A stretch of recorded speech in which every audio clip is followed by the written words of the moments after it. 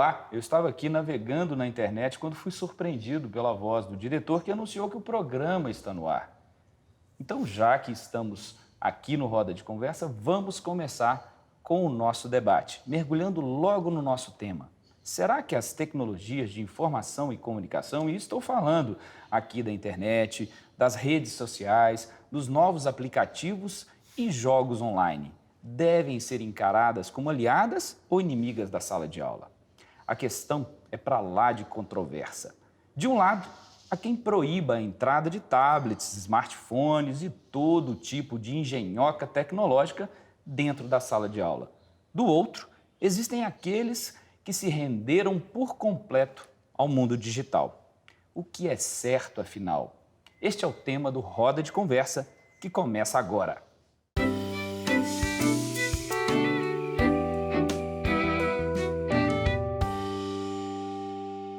E vocês devem ter percebido que a nova temporada do Roda de Conversa chega com novidades, equipe e casa novas. Nosso cenário não é mais um estúdio de televisão. Agora, o Roda de Conversa é realizado na Magistra, a nossa escola de formação e desenvolvimento profissional de educadores de Minas Gerais. E vocês vão concordar comigo, não há melhor lugar. Afinal, a Magistra é a escola da escola e o Roda de Conversa é uma estratégia desenvolvida por nossa escola de formação em parceria com a Assessoria de Comunicação Social da Secretaria de Estado de Educação de Minas Gerais. E participam do nosso programa o professor Adriano Teixeira, doutor em Informática na Educação pela Universidade Federal do Rio Grande do Sul, professor da Universidade de Passo Fundo e pesquisador sobre inclusão digital. Converso também com a professora da Unesp, Elisa Schlintzen, doutor em Educação pela PUC de São Paulo e com vasta experiência na formação de professores e em tecnologias digitais na educação.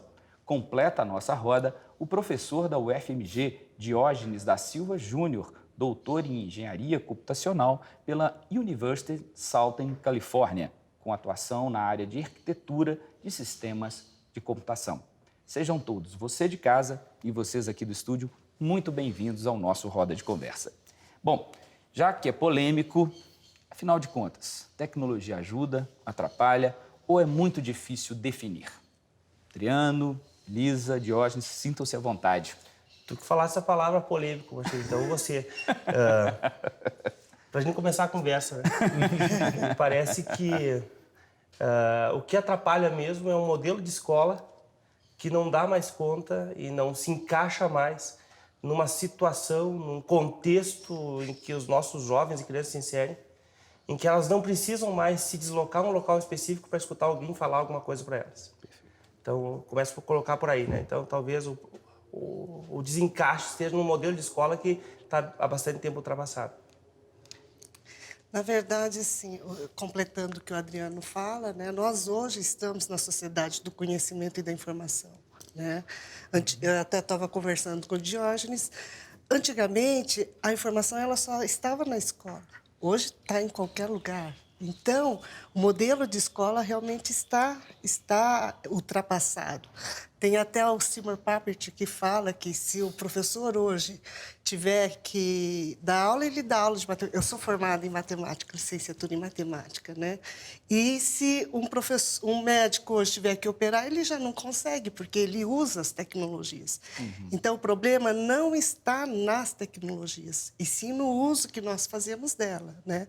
Então, isso que o Adriano falou é muito importante. Nós temos que fazer uma revisão dessa aula que nós estamos oferecendo para os nossos alunos hoje, né? E que uso que nós iremos fazer dessa tecnologia. Professor Diógenes. Eu também concordo. Era polêmica, né? E uma das questões interessantes é que existem vários tipos de tecnologias, né? Algumas aprimoram, melhoram alguma coisa, né? E outras chegam e pegam a tecnologia anterior e deslocam. Elas são tecnologias disruptivas. E a informática... Quando o senhor fala isso é em função não há uma continuidade, na verdade. Exatamente. É isso. Existe uma descontinuidade, ou seja, ela chega e retira a antiga tecnologia, substitui completamente, ou seja, ela não é nem suplementar nem complementar, ela é nova. Então ela desrompe, ela rompe e ela se estabelece. E quando ela chega assim, ela provoca um certo temor. Por isso que eu acho que é polêmica e eu acredito que a primeira resposta é o que é isso, né? É um medo, por isso que muitas escolas hoje continuam proibindo qualquer dispositivo, né? Móvel, computador, tablet ou celular mesmo, né? Enquanto que ele, fora da sala de aula, ele está permeando a vida de todo mundo, né? E ela é disruptiva, então a gente tem que aprender a utilizá-la. Na experiência de vocês, quer dizer, além da gente discutir o tema de uma maneira mais ampla, de alguma maneira, na sala de aula, vocês já introduziram, quer dizer, é até esperado, né? Já estão aqui para discutir esse tema, né? Vocês já conseguiram introduzi-la? E aí, claro, estamos falando de ensino superior, até para depois a gente poder conversar um pouco sobre o ensino básico e fazendo, inclusive, diferenciações entre o médio e o fundamental. Mas na experiência de vocês, no cotidiano, vamos dizer assim, acadêmico de vocês, esse uso das tecnologias, ele está incorporado? Eu vou Vamos discutir um pouco em misturando cima isso, disso aí, mas trazendo 2 elementos anteriores ainda, que é, primeiro, né, não é mais opção usar ou não usar tecnologia. Ponto. Né? Ela é um elemento que entra, não adianta mais o professor fechar a porta da sala de aula. Né? A gente costuma conversar muito com professores e com gestores e que dizem assim, a gente tem nossas políticas, a gente faz nossos ajustes, mas quando o professor entra em sala de aula, ele faz o que ele quer, porque ele fecha a porta. Né? Muito bem, essas tecnologias, elas rompem, elas explodem as paredes da sala de aula, porque físicas, né? elas entram nos bolsos dos alunos, né? E todo mundo aqui já teve a oportunidade, com certeza, de olhar como eles conseguem, mesmo naqueles teclados que são que não são táteis, né? Do iPhone ou qualquer outro tipo de aparelho, eles conseguem, de smartphone, eles conseguem digitar, né? Então não tem mais essa opção. E vocês viram agora que tem Está começando a sair o relógio. Isso. É isso aí. Mas desculpa, Adriano. E daí tem uma outra questão que é, bom, a gente tende a supervalorizar a instituição escola. Tá. A minha fala, e a instituição universitária, a minha fala aqui não é no sentido de dizer que a escola e a universidade não tem mais vez e nem voz, não são importantes. São. O problema é o modelo que se instituiu. Por que eu falo que não é mais tão importante? Eu tenho uma filha de 3 anos, e que eu tenho minhas dúvidas quando ela chegar na idade do ensino médio, ela vai ter alguma coisa que o ensino médio vai poder agregar a ela, porque no fim das contas ela consegue ter acesso às informações que estão lá a qualquer momento, num nível de profundidade maior. E mais um elemento, para finalizar esse argumento aqui, é que o próprio mercado começa a não valorizar tanto assim o diploma universitário. Porque o que interessa é o conhecimento que você demonstrou e não aonde você construiu esse conhecimento. Então, a gente tem vários exemplos no mundo aí em que o diploma universitário já não diferencia mais, mas sim o conhecimento. E olha que você está falando de adquirido. diploma universitário, imagina o ensino médio. É porque hoje em dia só não faz universidade quem não quer, vamos falar bem a verdade. No Rio Grande do Sul é assim, pelo menos. Né? Completando isso que o Adriano falou, eu estava até conversando. Hoje, a universidade, quer dizer, sempre, né? A universidade, ela forma os professores para a universidade. E os professores da universidade, que vão para a escola, formam os alunos para a escola. E tinha que inverter. Formar os alunos para a vida, que a tecnologia está na vida, e formar os professores para a escola. Então, nós temos que reverter isso. E aí, voltando para a sua pergunta, né, se eu uso isso, eu sou formada em matemática, né, e depois eu fiz especialização em computação, mestrado em automação industrial e doutorado em educação, né, porque a educação estava dentro de mim e não tinha como ser diferente, né. Então, assim, eu trabalho com as escolas e a gente usa a tecnologia em todo momento. Então, eu lembro que em 99 teve um projeto muito bonito. Eu não sei se era de Minas Gerais, que nós fazíamos a formação do Brasil inteiro, lá em Faxinal do Céu, em Curitiba. E o projeto se chamava Olhar Digital. A professora fez um trabalho para a JVC e para a Apple. E aí as crianças iam ao redor né, filmavam os locais que elas gostavam e depois elas iam para o computador e iriam descrever por que ela gostava, o que tinha. Então, a professora de geografia trabalhou geografia, de matemática, história. Então, você tem que fazer do limão uma limonada. Não posso dizer que você não pode usar um celular ou pegar o celular do aluno. O celular, ele converte toda a tecnologia ali. Ele tem uma câmera, ele tem a comunicação, ele entra na internet, né? Então, eu acho assim, que eu só uso isso, e às vezes eu estou dando uma aula, um aluno pergunta, professora, o que é isso? Eu falo assim, vamos procurar no Google? E aí eles procuram, eles me falam o que é, aí um fala, não, mas eu acreditava que era isso. Aí eu giro aquilo ali, gero um debate e paro de ficar profetizando a informação, né? Mas construindo conhecimento com o aluno. Então, eu falo assim, que hoje eu acredito na abordagem construcionista, contextualizada e significativa. Porque aí você constrói algo, né, que vai do contexto daquilo que nós estamos discutindo e eu vou formalizando os conhecimentos para o aluno. Aí eu estou preparando ele para vir. Para até trazer também o professor Diógenes aí na roda, quer dizer, essas estratégias, né, na verdade, né, deixa o celular lá fora, me dá o celular aqui que não vou usar, quer dizer, até porque eu me recordei, ouvindo vocês aqui, do professor da Universidade Federal da Bahia, o Wilson Gomes, que ele dizia, eu sou de uma geração que entrava na internet. Hoje não existe isso mais, né? As pessoas não saem mais não saem da internet.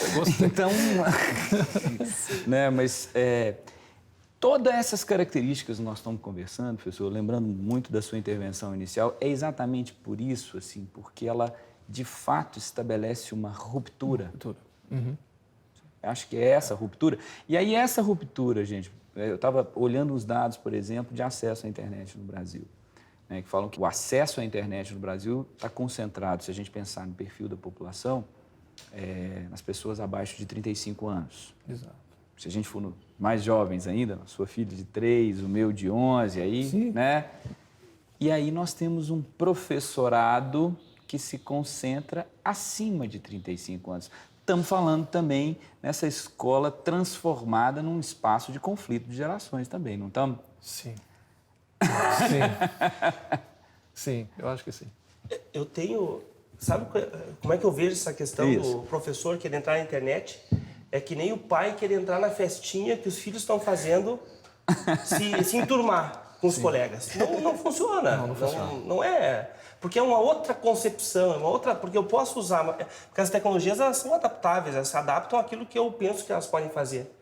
Então, por isso que, posteriormente, a gente vai falar um pouco sobre isso, que o que a gente tem feito na Universidade de Passo Fundo é tentar esquecer um pouco a internet, depois eu vou dizer por quê. A gente teve um projeto agora que a gente acabou o ano passado, onde tinham 456 notebooks do programa ProUCA, que a gurizada, quando tem na mão, eles querem acessar a internet, mas a escola recebia 1 mega. Então, quando 10 alunos acessavam a internet, acabava a internet para todo mundo. Vamos só explicar, porque a gente pode estar falando para alguém que não está nos entendendo. Quer dizer, 1 mega aí é a banda que ele tem disponível. Todos acessaram a internet, você não consegue geralmente mais. ele recebe em casa, e quando recebe em casa, isso a gente está meio incomodado, né? Então, imagina uma escola recebendo 1 mega, com os meninos, todo mundo né? querendo acessar, porque é isso que eles querem acessar. Então, nós temos um problema e as nossas políticas públicas, elas são meio esquizofrênicas, né? Porque elas colocam tecnologia, ok? Colocaram os laboratórios, software, mas tablet, depois colocaram os notebooks, depois os tablets. Os professores não tiveram tempo nem de se apropriar muito do primeiro. Daí não tem acesso à internet e a formação ela é uma formação baseada na tecnologia e não na metodologia. Então é complicado a situação. Bom, voltar um pouquinho na sua provocação, que eu achei interessante, porque é exatamente a minha área de atuação, né? Então, minha formação é profissional, né? Pesquisa em área de microeletrônica e sistemas de computadores. E eu leciono uma disciplina chamada Projeto de Sistemas Embutidos, uma vez por ano. E a ideia é a gente projetar pequenos computadores, né?